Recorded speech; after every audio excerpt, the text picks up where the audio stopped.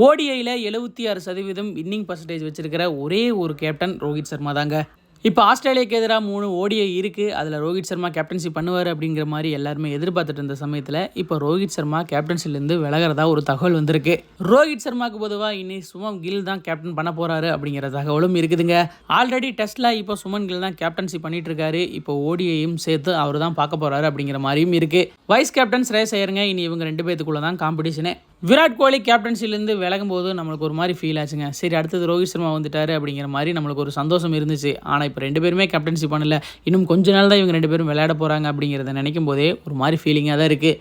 ODI பொறுத்தவரை எக்கச்சக்கமான அச்சீவ்மெண்ட்ஸை ரோஹித் சர்மா அவர்கள் கையில் வச்சிருக்காருங்க. ரோஹித் சர்மா தலைமையிலான அணி 2023 ஓடிஐ உலகக்கோப்பையை வின் பண்ணுறதுக்கும் வாய்ப்புகள் இருந்துச்சு. அதை நூலிலே தவற விட்டோம். ஐபிஎல்ல மும்பை இந்தியன்ஸுக்கும் ரோஹித் சர்மா கேப்டன்சி பண்ணுறதில்ல. இனி இவரோட கேப்டன்சி நம்மளால பார்க்க முடியாது. ரோஹித் சர்மா இனி கேப்டன்சி பண்ண மாட்டார் அப்படிங்கிறத கேட்கும்போது உங்களுக்கு எப்படி இருக்குது அப்படிங்கிறத கமெண்ட் பாக்ஸில் மறக்காம கூட ஷேர் பண்ணிக்கோங்க.